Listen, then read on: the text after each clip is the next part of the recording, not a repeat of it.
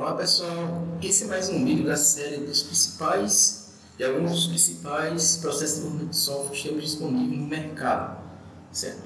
E na aula de hoje a gente vai falar um pouco sobre o RUP, que é Ratio Learning Process. Inicialmente vamos dar uma visão geral do que é o RUP, o processo de desenvolvimento de software RUP, né? Ele é uma metodologia de desenvolvimento de software, por ser metodologia, logicamente, ele vai versar sobre o passo a passo de como fazer determinada coisa, né? Se a gente for trazer um pouco mais para o mundo acadêmico, vocês vão lembrar que lá quando a gente está fazendo um artigo científico, por exemplo, tem uma área científica, uma aula lá que a gente chama de metodologia. E essa metodologia, ela vai dizer o que para a gente?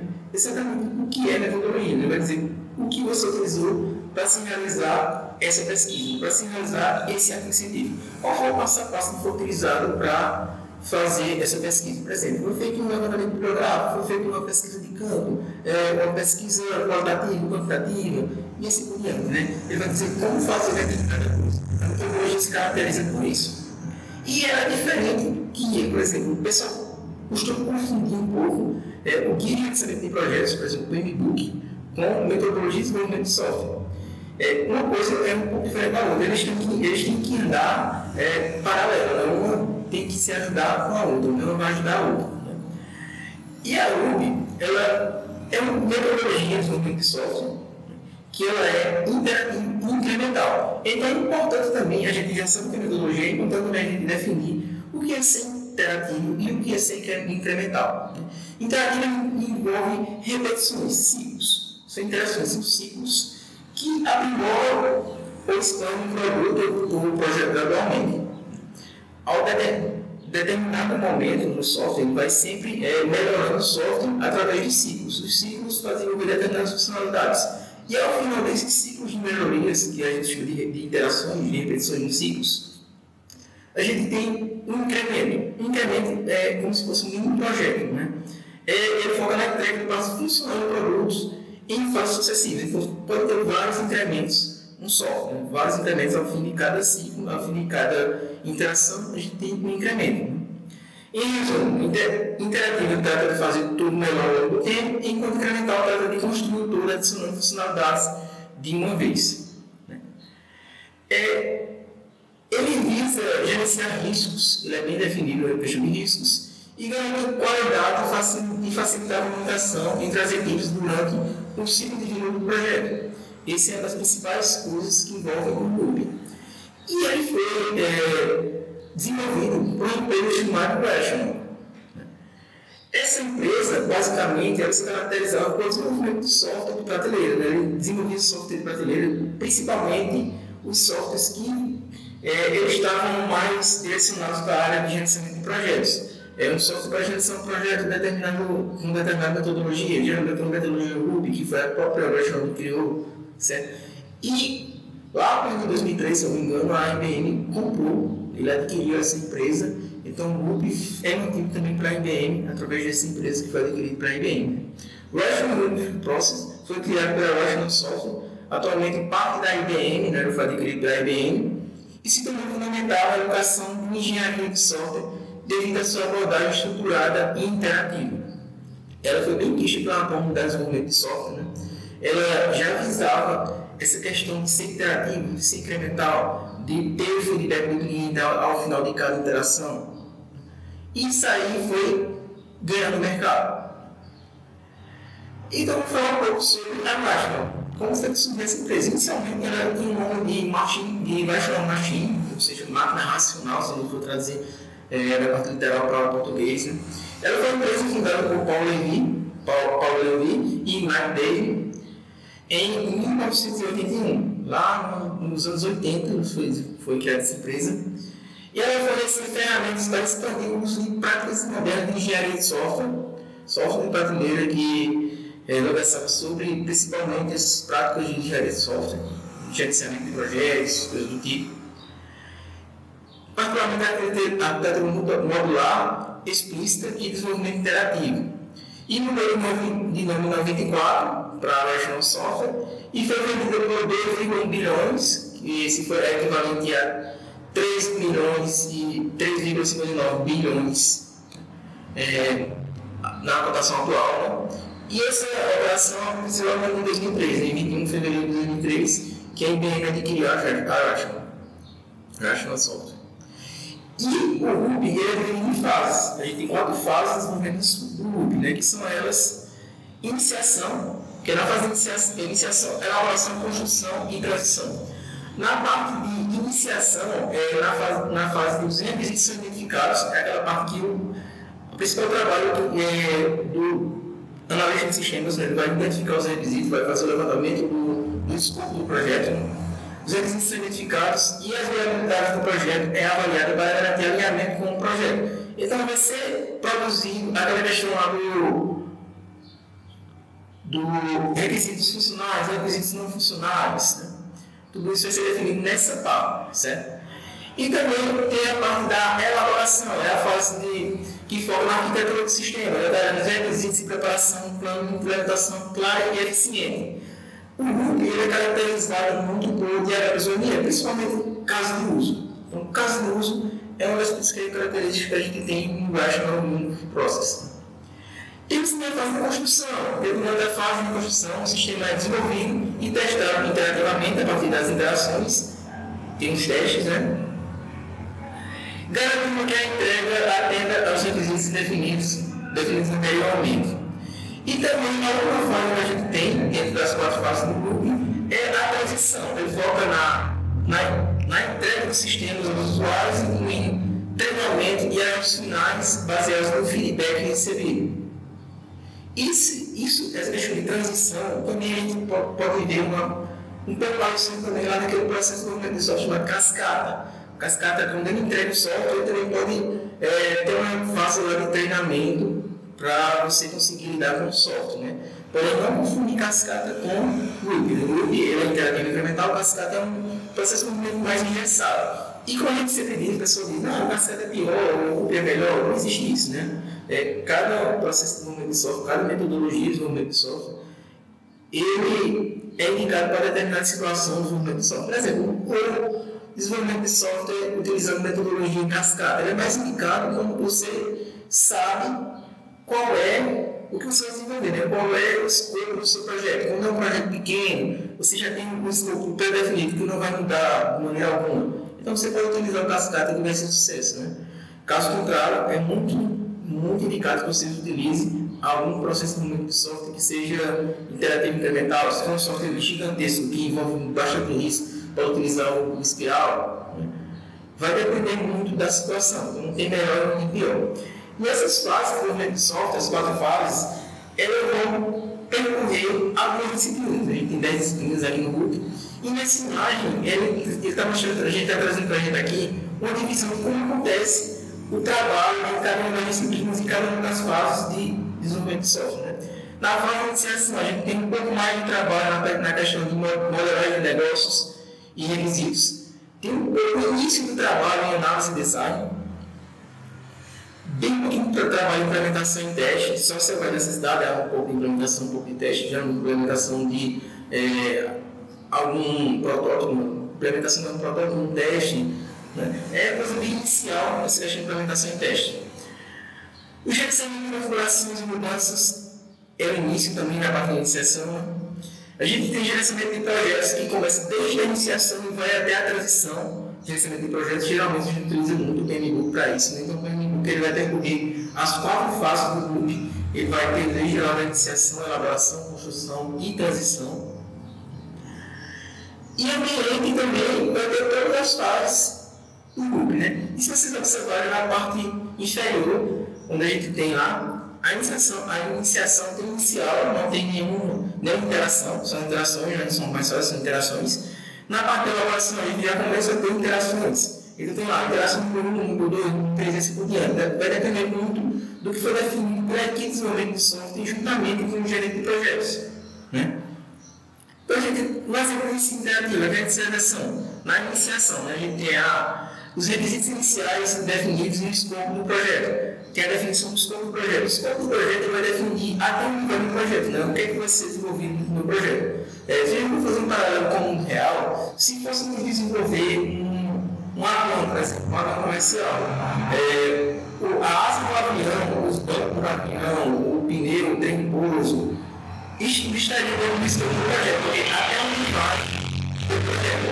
Já o aeroporto estaria fora do escopo do projeto, né? Não é o que vai ser desenvolvido no projeto. Na parte da elaboração, desenvolvimento da arquitetura do sistema e planejamento das atividades.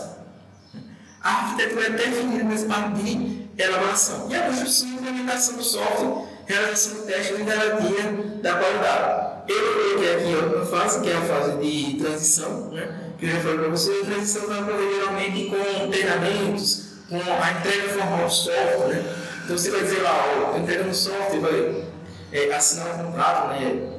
O pagamento do que foi tratado no desenvolvimento do software e assim por diante. Então, as três principais fases, exemplos de ciclo interativo aqui que a gente tem no Ruby, são essas: iniciação, elaboração e construção. Certo? Alguns papéis e responsabilidades que a gente tem no Ruby. Os papéis de gerente de projeto, analista e desenvolvedor são os três principais papéis que temos disponíveis no Ruby.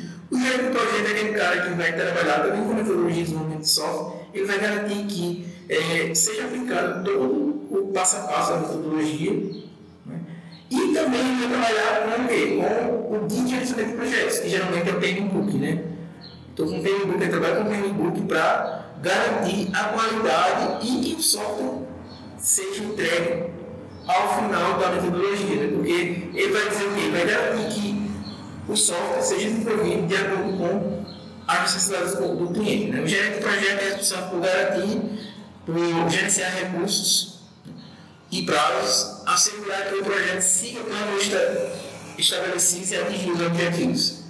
Então, o gerente de projeto geralmente é aquele cara que vai lidar bastante com gráficos, gráfico banal. Ele vai verificar se o software, se o desenvolvimento do software está atrasado, está adiantado, né? Ele vai lidar muito com esses prazos do cliente. O analista do projeto, geralmente é um cara bem experiente na área de desenvolvimento de software.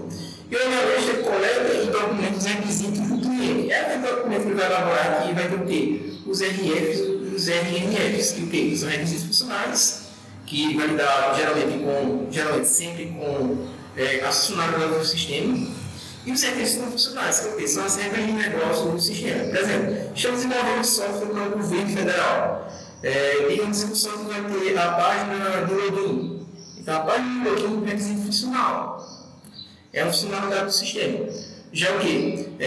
Digamos que o software vai lidar com o cálculo do ICMS de acordo com determinada taxa do governo federal. Então, isso é um requisito não funcional. É uma regra do negócio. Então, o analista de sistemas vai definir os requisitos funcionais e os requisitos não funcionais. E esse cara geralmente é um cara que tem bastante facilidade em lidar com o cliente. É um cara que vai sentar com o cliente e verificar, tentar extrair dele o que ele quer para o software. Porque nem sempre o cliente quer é o que ele precisa, né? Ele vai conversar com o cliente, tentar entender a necessidade do cliente e vai dizer ao cliente propor soluções para o cliente. Porque às vezes o cliente chega para o desenvolvedor, com o analista de sistemas, e vem com ideia mirabolante, né? Vem na mente dele com um software da NASA, né? Então, com a conversa com um cara experiente da área, um cara que é analista de sistemas, ele vai convencer ao cliente que não é isso que ele precisa, né? Que ele precisa, sei lá, de um software de padaria. Um site de da padaria dele já é o suficiente para resolver o problema dele.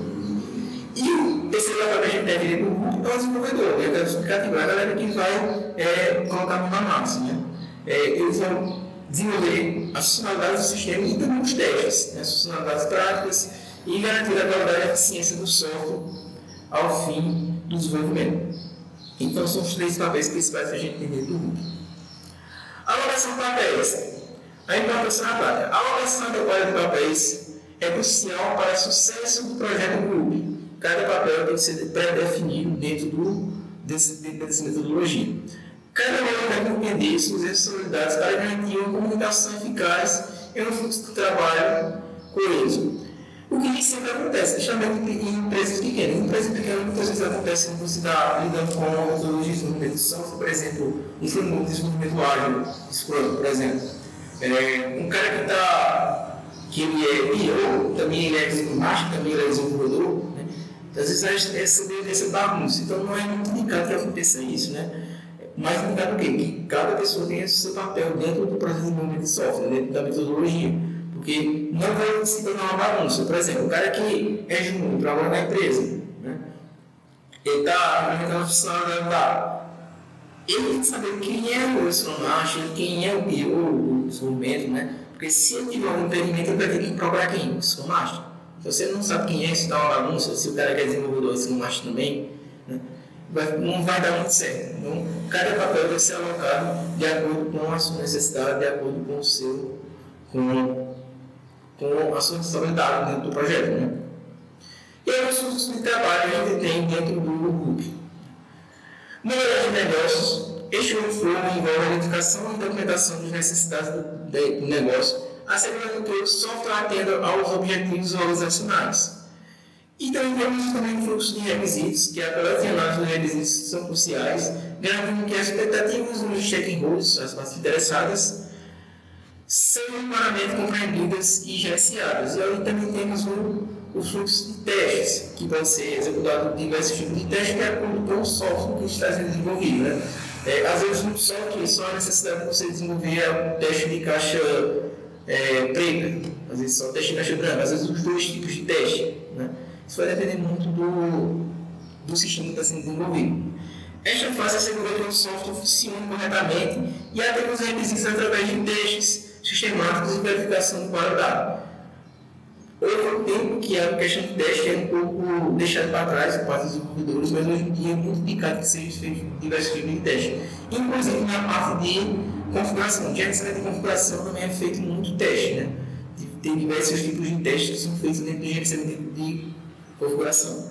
Então, geralmente, quando você sobe um código lá para o sistema de gerenciamento de código, né, lá para o GitHub, esse código automaticamente passa por uma esteira de pipelines, uma esteira de testes, sabe, que a gente tem, e esses testes vão garantir que não vai quebrar o software. Então, só vai fazer média, só vai adicionar as funcionalidades que foram implementadas pelo desenvolvedor no ramo principal do projeto, com a garantia de que essas funcionalidades não vão quebrar o software.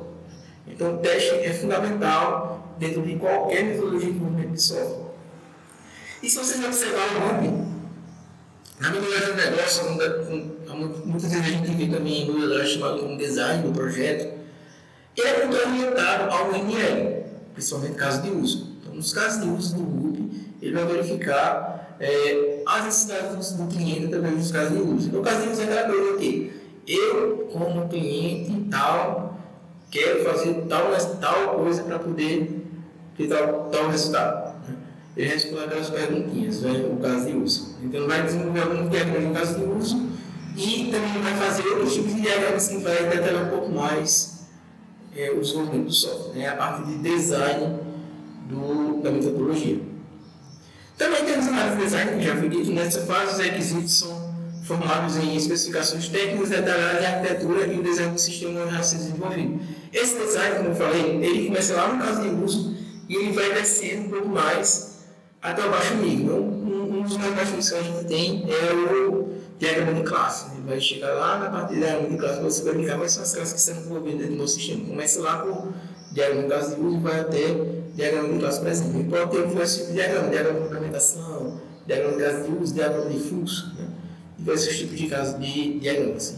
E a parte de implementação, os desenvolvedores qualificam as funcionalidades que foram pré-definidas anteriormente, segundo as diretrizes de design estabelecidas nas fases anteriores do Ruby, o que pode ser alterado, né? O que foi definido em um diagrama de caso de uso, por exemplo, um diagrama de classe, ele pode ser alterado com o decorrer do desenvolvimento do software. Por quê? Porque como ele é interativo incremental, através das interações que são ciclos que se repetem, a gente sempre vai ter, ao final, um incremento, né? Um mini projeto que vai se entregar ao usuário final. E esse usuário, ele vai dizer para a gente se é isso que ele quer ou se ele não quer, ou eu não quero isso, né? Então, de acordo com essa necessidade do cliente, vai se alterar também o desenho do projeto. Se se alterar o desenho do projeto, os diagramas são alterados e nos próximos ciclos, que vão se repetir, nas próximas interações, vai haver essa modificação. E a implementação, tem a repetição da implementação, né, envolve a entrega do software. de clientes, incluindo a instalação e configuração das necessidades para o uso efetivo do sistema, né? No caso, a implementação, a transição. Né? A transição tem essa questão. Ele entrega o software no final e, se houver necessidade, também ele vai enviar um treinamento para a utilização do software. E a empresa sempre vai estar aberta para receber sempre esse cliente de volta. Né? Esse cliente de volta é, às vezes, a necessidade de implementar novas funcionalidades ao decorrer do tempo. Então, você vai trazer esse cliente de volta e vai fazer as novas funcionalidades que são requisitadas pelo cliente. A inter-relação. Os workflows no Ruby integram de maneira dinâmica e contínua, facilitando a integração dos processos, a modelagem do negócio, que define as metas e estruturas, né? Quais são os modelos, quais são os designs que são desenvolvidos dentro do desenvolvimento de software, os requisitos, que é a coleta e prioriza as relações, as necessidades do cliente, né? Então, os requisitos funcionais contra os requisitos não funcionais, a implementação, que executa o design enquanto funcional, teste, que valida se o software atende aos requisitos, inclusive existe também documentos de teste que vai definir quais são os testes que são necessários para ser desenvolvidos dentro desse software. Implementação, que faz o lançamento dos projetos final, gerenciamento de configuração, que é o controle de mudanças de versões que são definidos por pela empresa, né? Determinada empresa, cada uma tem seu tipo de gerenciamento de configuração, né? Tem empresa que utiliza alguns padrões de gerenciamento de configuração, por exemplo, você está desenvolvendo funcionalidades, você vai criar uma branch dessa funcionalidade. Tem empresas que já não trabalham dessa forma, todo mundo desenvolve lá na branch de developer, por exemplo. Né? Então, cada empresa vai ter sua peculiaridade em relação ao gerenciamento de configuração. E o gerenciamento do projeto, que é supervisiona o progresso e garante a comunicação eficiente. Ele vai ser a principal responsabilidade do gerente de projeto. Ele vai, sempre que houver necessidade, vai recorrer lá ao guia de gerenciamento de projetos, que pode recorrer a qualquer uma das versões do guia de gerenciamento de projetos. Sempre é mais indicado que ele recorra às versões mais atuais do PMBOK, por exemplo. Né? Atualmente a gente está na oitava edição do PMBOK. Então, sempre tem uma necessidade dentro do gerenciamento do projeto, você pode recorrer ao guia e verificar como ele vai atuar em determinada situação dentro do projeto. Né? Então, o gerenciamento do projeto é uma das principais coisas para garantir que o projeto seja concluído. Né? Porque a gente sempre vai dar aquela questão do que é esse projeto. Né? O projeto é uma coisa que tem início e tem fim. Né? Se é uma coisa que tem início e não tem fim, não é um projeto, é um processo. Né? Então, o projeto tem que ter um início e tem que ter um fim. Então, sempre que tem início e tem um fim, existem várias coisas que vai garantir que ele tem esse fim e esse fim seja satisfatório. Né? Então, por exemplo, se a gente for pegar lá a versão 6 do PMBOK, ele vai ter 10 áreas do PMBOK. Então, cada área vai tratar sobre determinado aspecto do projeto. Por exemplo, tem gerenciamento de partes interessadas, né? Gerenciamento de escopo. Então, vai dizer como é que vai ser a coleta de escopo, vai garantir que esse escopo seja coletado da melhor forma possível. Gerenciamento de tempo, gerenciamento de aquisição, gerenciamento de custo. Né? Então, vai ter várias áreas do PMBOK que vai garantir que esse software chegue ao final de uma forma com sucesso, ao final, né? De forma coerente. Né? Alguns interfaces simples a gente tem dentro do Ruby. Né? Caso do uso, que é uma das coisas principais que tem dentro do Ruby, ele documenta como o usuário interage com o sistema. É um ambiente de nível mais alto. Né? Quando a gente fala de nível alto e nível baixo, a gente não está dizendo que uma coisa é melhor ou pior que a outra. Né? Quanto mais alto o nível, mais próximo do usuário. Quanto mais baixo o nível, mais próximo da máquina. Então, um dos diagramas, um dos designs de mais alto nível que a gente tem é o quê? Diagrama de caso de uso. Então, vai dizer como é que o usuário vai lidar com determinada funcionalidade do sistema. E modelos ML, os modelos ML são representados por gráficos que facilitam a visualização e entendimento da arquitetura do sistema, permitindo a comunicação clara entre membros da equipe e os stakeholders mais interessados sobre a estrutura e comportamento do software. Então, os modelos ML que são desenvolvidos vai depender das necessidades também do software. Se houver necessidade, vai ser desenvolvido até o mais baixo nível do ML. E os planos de teste são os documentos que vai dizer quais são os testes que vão ser implementados. Né? Ele estabelece as estratégias e os critérios para testar o sistema. Quais são os critérios? o sistema, por exemplo, se a gente for fazer um teste de escalabilidade do sistema, até determinado padrão é aceito. Né? Então, tudo isso aí vai ser especificado lá no plano de teste. E exemplo prático de Ruby. A aplicação do Ruby em projetos. Este exemplo ilustra como o Ruby pode ser aplicado em um projeto de desenvolvimento de software, destacando as fases e interfaces essenciais utilizadas durante o processo. Então, um exemplo que a gente pode ter, né? Até aqui que a gente viu, com o Ruby, ele vai dizer o quê? É uma metodologia de desenvolvimento de software que ela é interativa e incremental, de ter as interações menos incrementais ao final de cada incremento, e basicamente ele vai trazer o quê? Ele vai trazer quatro áreas, 4 ciclos, né? 4 ciclos que se repetem, e com aquelas 10 disciplinas dentro dos ciclos. Então, em cada um vai ter os incrementos, vai ter as interações, e a gente vai chegar ao final do Ruby. Né? Ao final do Ruby a gente tem a transição lá que já não tem entrega do software e o treinamento sobre a necessidade. E vamos para os próximos passos. Chegamos até aqui, a gente conseguiu falar um pouco sobre o Ruby. Vai ter alguns vídeos sobre alguns processos de desenvolvimento de software. Eu vou postar aqui para vocês. Essa aula faz parte de uma espécie de auxílio ao pessoal que está pagando análise de projeto, processo de desenvolvimento de software, comigo lá no IFPB. E vamos ver um pouco sobre FTP, RAD, SLD, Crystal e método ASP. São alguns dos processos de desenvolvimento que a gente vai ver aqui, certo? São esses aqui. Então, espero que vocês tenham gostado. Eu estou aberto a dúvidas. Quem tiver dúvidas, pode ficar à vontade para fazer nos comentários, certo? E é isso, pessoal. E até a próxima.